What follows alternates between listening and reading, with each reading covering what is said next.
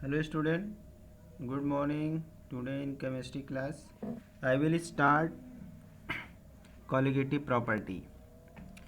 Yesterday I completed Raoult's law, ideal solution, non-ideal solution, deviation from Raoult's law, positive deviation, negative deviation, azeotropic mixture, minimum boiling azeotropes, maximum boiling azeotropes. Now I will start colligative properties and determination of molar mass. Okay. What are colligative properties? Okay. What are colligative properties? Those properties which are due to presence of non-volatile solute, due to presence of non-volatile solute in volatile solvent is known as colligative property. Okay. There are four properties which are known as colligative properties, which depends upon the number of solute particles irrespective of their relative nature to the total number of particles present in the solution. Okay. First one is the relative lowering of vapor pressure. Second one is the depression in freezing point. Third one is the elevation in boiling point. And fourth one is the osmotic pressure. Okay. All these properties depends upon the number of solute particles. Depends upon the number of solute particles irrespective of their nature. Means it depends upon the number of particles. Okay. To the total number of particles present in the solution. Total number of particles present in the solution. Okay. Once again I will tell you about the colligative property. Those property of solution which depends upon the number of solute particles, not on the nature of the particles, or irrespective to their nature relative to the total number of particles present in the solution. Okay. Such properties are called colligative properties. Colligative means together. Col means co means together. Okay. Co means together. And liger means bind. Okay. It is depends upon the number of particles present in the solution. कहने का मतलब है colligative properties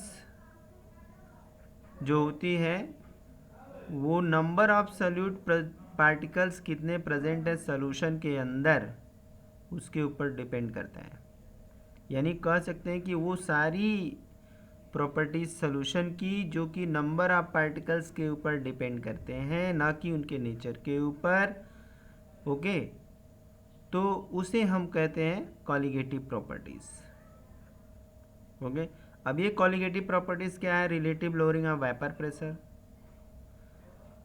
depression of freezing point of the solvent, elevation of boiling point of the solvent, osmotic pressure of the solution. All these are the colligative properties. Now I will discuss one by one. I will discuss one by one. First one is the relative lowering of vapor pressure. Relative lowering of vapor pressure. Here is the point, relative lowering of vapor pressure. Before that we will know what is the lowering of vapor pressure. What is the lowering of vapor pressure? You know that what is vapor pressure. Vapor pressure when a pure solvent is boiled in a closed container, then the pressure exerted by vapor of that solvent on the surface of liquid solvent is known as vapor pressure. When a non-volatile solute is added in the pure solvent, then the vapor pressure of solution become less than pure solvent. Okay. How much pressure decrease from the pure solvent is known as lowering of vapor pressure. Vapour pressure क्या होता है बच्चों? जो हम किसी भी अगर pure solvent को अगर ले लें, फॉर वाटर ले लेते हैं हम और क्लोज कंटेनर के अंदर हीट करते हैं, तो जो वेपर बनता है वो वेपर वाटर सरफेस के ऊपर जितना प्रेशर एक्सर्ट करता है वो प्रेशर वेपर प्रेशर होता है. लेकिन अगर उसी प्योर सॉल्वेंट के अंदर हम कोई नॉन वोलेटाइल सॉल्यूट, जैसे कि अगर हम शुगर डाल दें, साल्ट डाल दें, तो अब जो वेपर प्रेशर है सॉल्यूशन का वो प्योर सॉल्वेंट से कम हो जाता है.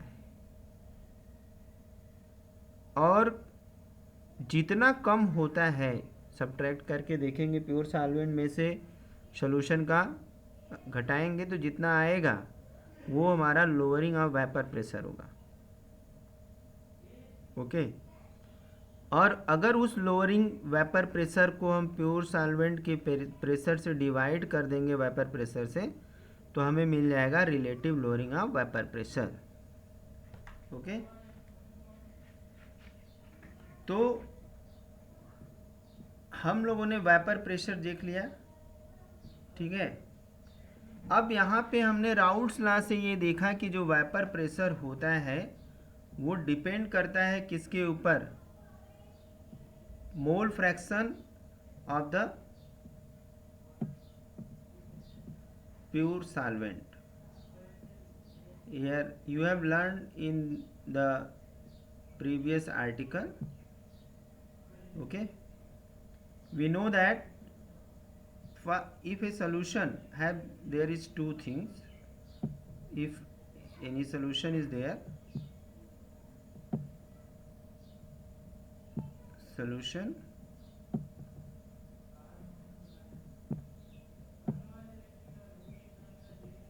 Okay.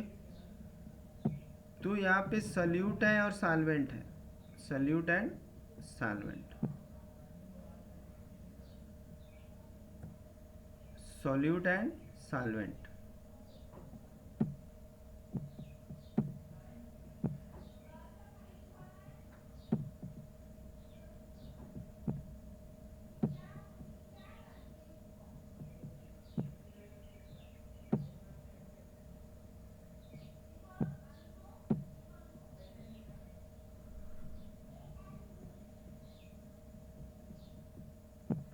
solute and solvent.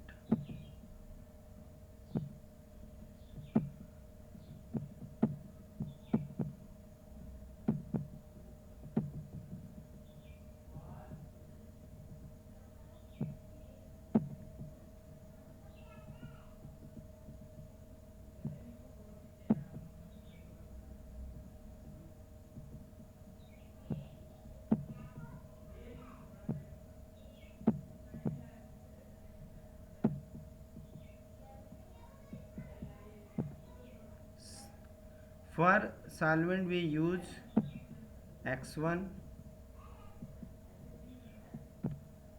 okay, and for solute we use X2, okay. For pure solvent you see here, this is the P1 is equal to X1 P1 naught. When we add non-volatile solute to the solvent, then vapor pressure of solution reduces. Means reduction in the vapor pressure of the solvent. Here it is given by delta P1 equal to P1 naught minus P1, and you can write P1 equal to P1 naught into x1. When you take the common P1, 1 minus x1 will be result. Then the delta P1 is equal to will be what? Delta P1 is equal to P1 naught minus P1 naught in bracket 1 minus x1. Now you know that x1 plus x2 is equal to x1 plus x2.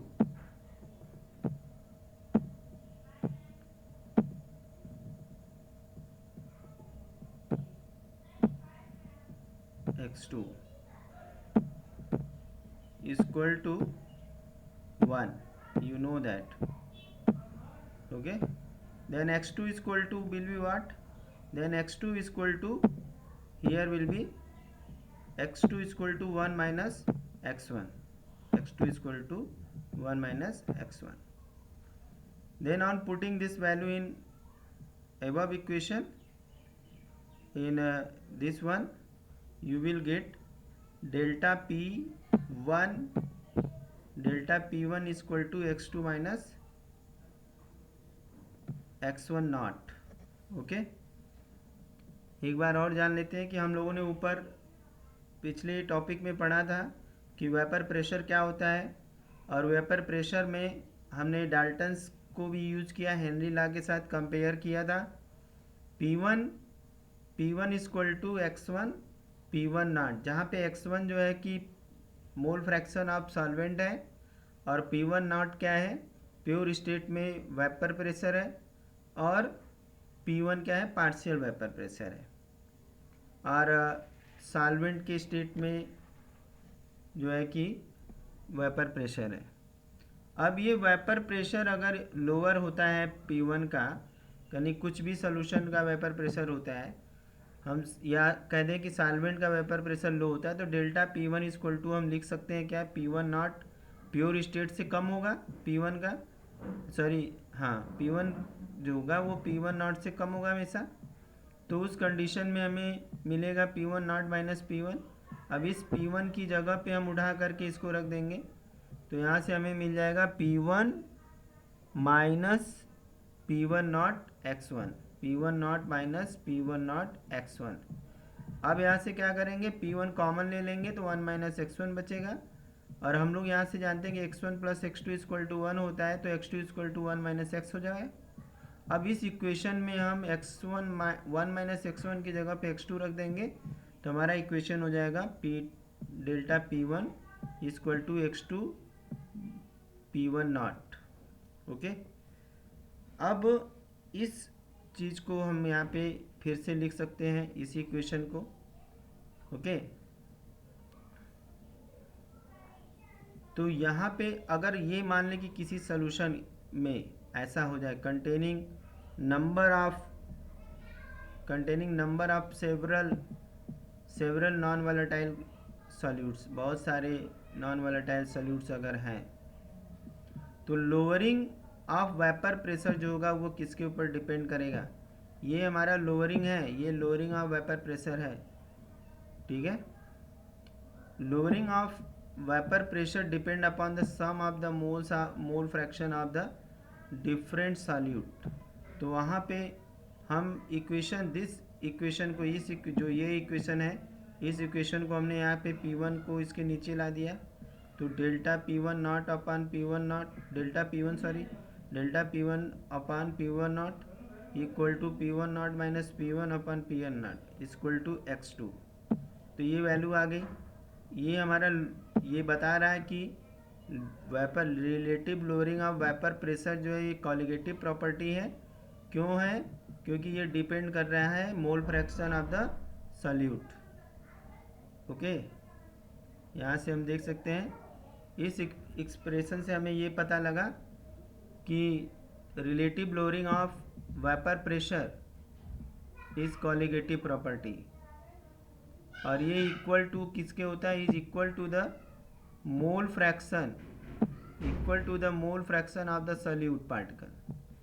ठीक है, तो हम यहाँ पे x2 की जगह पे हम लिख सकते हैं n2 अपान n1 प्लस n2। ये इक्वेशन हमारा हो जाएगा आप ऊपर वाला इक्वेशन। ठीक है, इसी चीज़ को हम ऐसे लिख सकते हैं। ठीक है, n1 and n2 are the number of moles of solvent and solute. n1 is used for solvent, n2 is used for solute।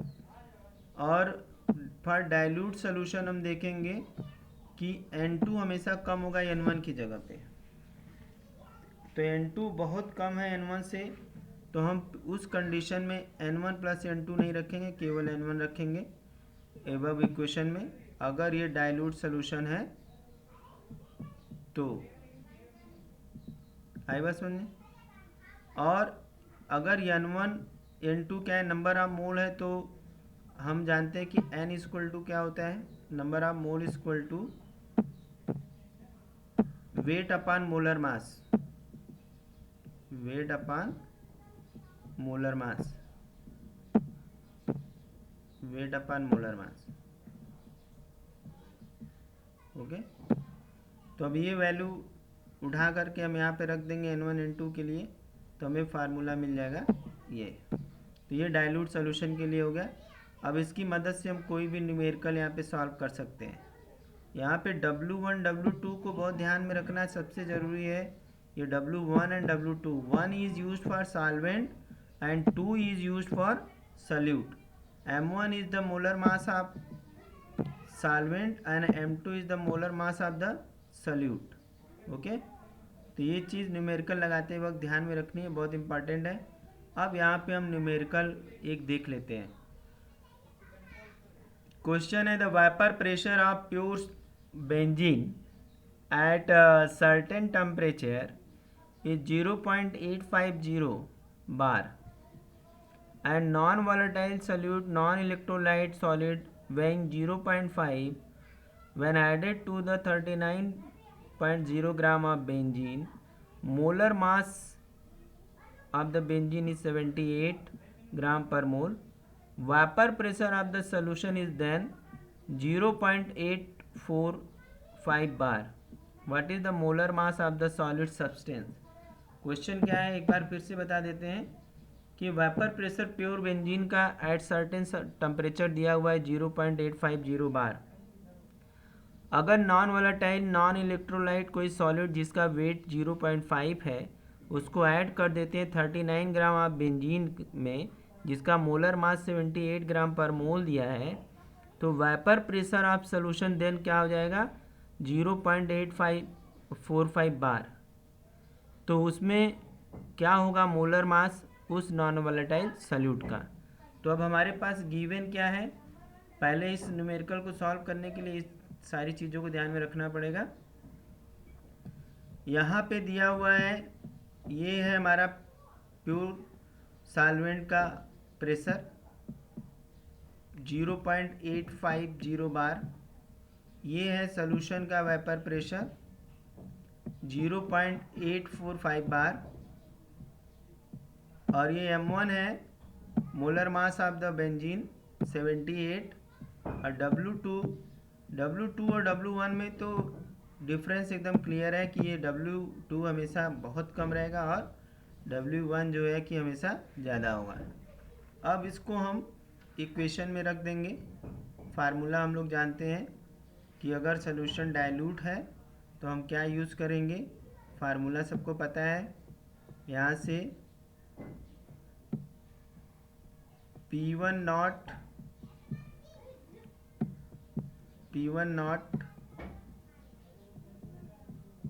Minus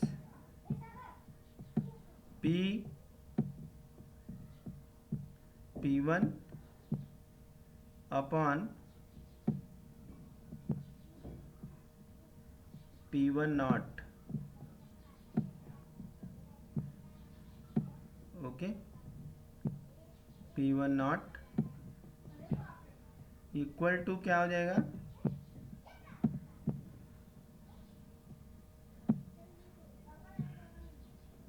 W2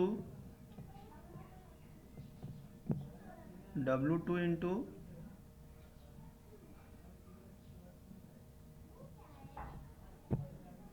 यहाँ से हम देखेंगे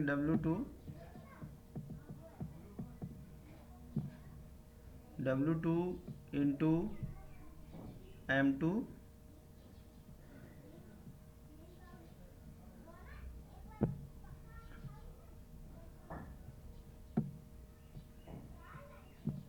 W2 इंटू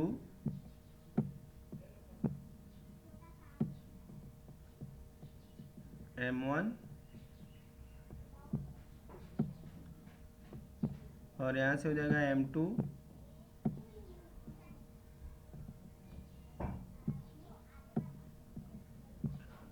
इंटू W1। ठीक है, ये हो गया हमारा फार्मूला। अब इस फार्मूले में हमने वैल्यू रख दिया। ठीक है, M2 हमें कैलकुलेट करना है, तो हमारा M2 की वैल्यू आ जाएगी इतनी। तो ऐसे जो भी न्यूमेरिकल है इनको लगाने के लिए हमें पहले गिवन लिखना पड़ेगा। गिवन लिखने के बाद हम डिसाइड करेंगे क्या फार्मूला यूज करेंगे। तो एकदम सिंपल होता है, न्यूमेरिकल ज़रूर आता है। अगर समझ में ना आए तो फिर से जान लेते हैं कि यहाँ पे vapour pressure pure solvent benzene के रूप में है, जिसको दिया हुआ है 0.850 बार। नॉन वोलेटाइल सॉल्यूट है, नॉन इलेक्ट्रोलाइट है की कंडीशन में है, यानी कि वो इलेक्ट्रोलाइट के फॉर्म में नहीं कि आयन के रूप में टूटेगा सॉल्वेंट के अंदर। तो इसका क्या है, वेट इसका है 0.5 ग्राम।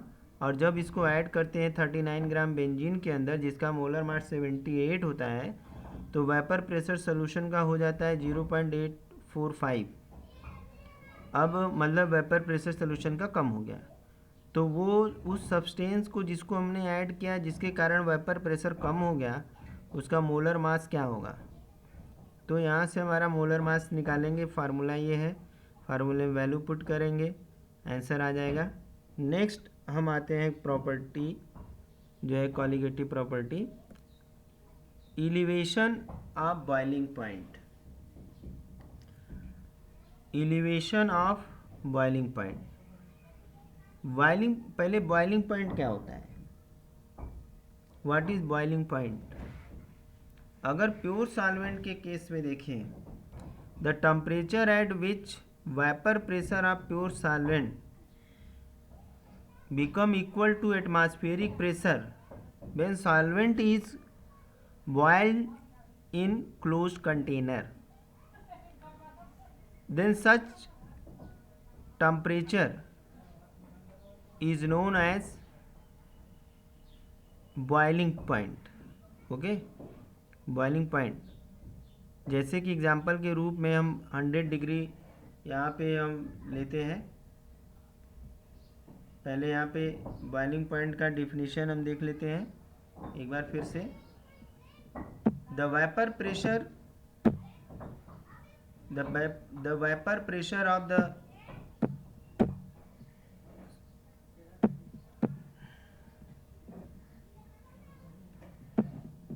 the vapor pressure of a liquid increases with increasing temperature. It boil at the temperature at which its vapor pressure is equal to the vapor atmospheric pressure, यानी बॉइलिंग पॉइंट किसी लिक्विड का वो temperature होता है जिसपे उसका vapour pressure atmospheric pressure के बराबर हो जाता है, उसको हम बॉइलिंग पॉइंट कहते हैं। जैसे कि वाटर का बॉइलिंग पॉइंट कितना है, 100 डिग्री 373.15 केल्विन, यानी 100 डिग्री सेंटीग्रेड। अब क्यों है, क्योंकि इस टेम्परेचर पे जो वेपर प्रेशर ऑफ वाटर है वो एटमॉस्फेरिक प्रेशर के लगभग बराबर है, ये 1.013 है। एटमॉस्फेरिक प्रेशर हमारा 1 बार है, एटमॉस्फेयर है 1 atm है। ठीक है, अब यहाँ पे क्या है कि इस कंडीशन में अगर हम कोई नॉन वोलेटाइल सॉल्यूट ऐड कर देते हैं तो वेपर प्रेशर क्या हो जाएगा, कम हो जाएगा। तो यहाँ पे हम जो वेपर प्रेशर ऑफ सॉल्वेंट है, अभी हमने पहले ही सेक्शन में पढ़ा, vapour pressure of the solvent decreases in presence of non volatile solute. Non volatile solute के प्रेजेंस में जो है कि इसका वेपर प्रेशर क्या होता है, कम हो जाता है। ठीक है। अब उस वेपर प्रेशर को एटमॉस्फेरिक प्रेशर के बराबर लाने के लिए जितना टेम्परेचर हम बढ़ाएंगे वो हमारा एलिवेशन इन बॉइलिंग पॉइंट होगा। ठीक है, एलिवेशन इन बॉइलिंग पॉइंट होगा। आई बात समझ में?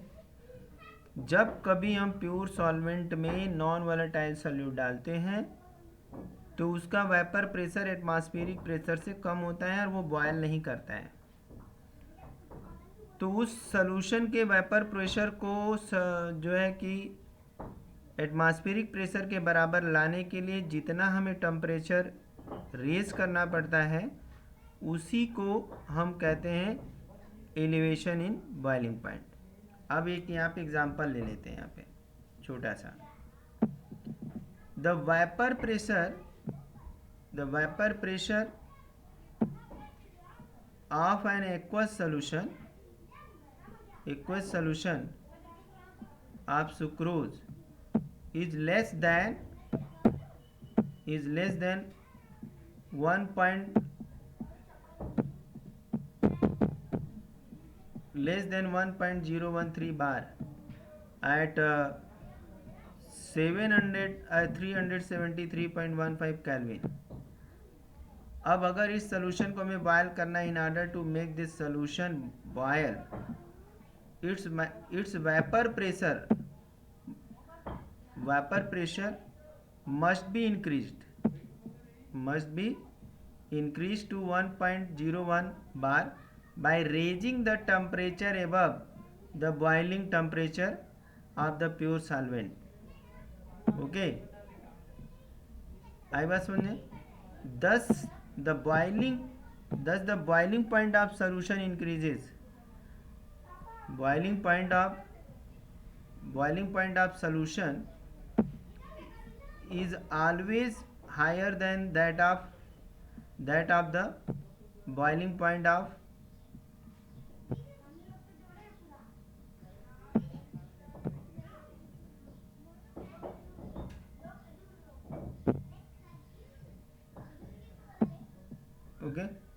is always higher than that of the boiling point of the pure solvent।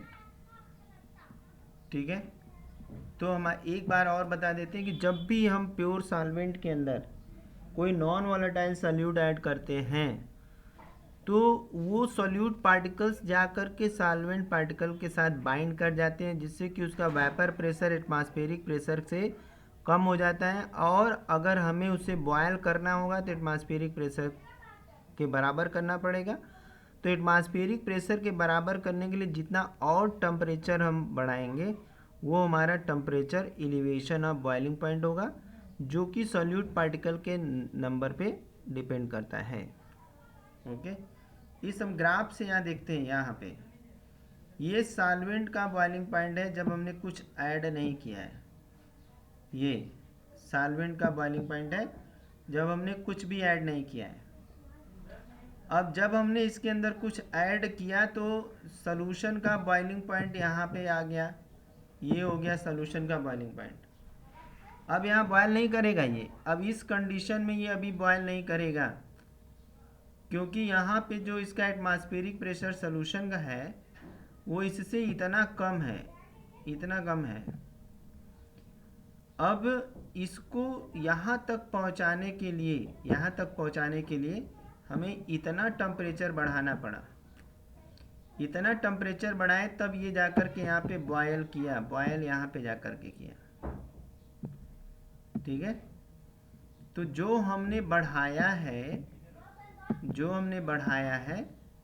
वो हमारा क्या है, एलिवेशन है। Okay, similar to the lowering of vapor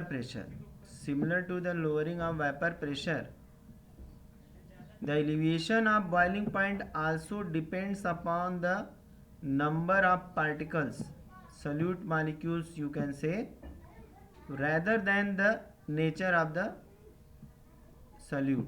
तो यहाँ पे भी लोअरिंग ऑफ वेपर प्रेशर की तरह से एलिवेशन ऑफ बॉइलिंग पॉइंट भी डिपेंड करता है सोल्यूट मॉलिक्यूल्स के नंबर पे, न कि उसके नेचर पे।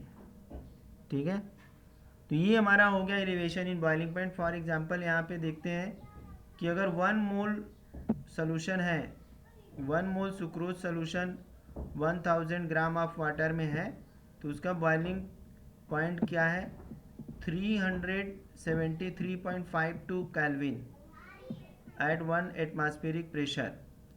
ओके, तो यहाँ से let T B is the boiling point of the pure solvent. मान लेते हैं T B not is the boiling point of pure solvent and T B is the boiling point of the solution.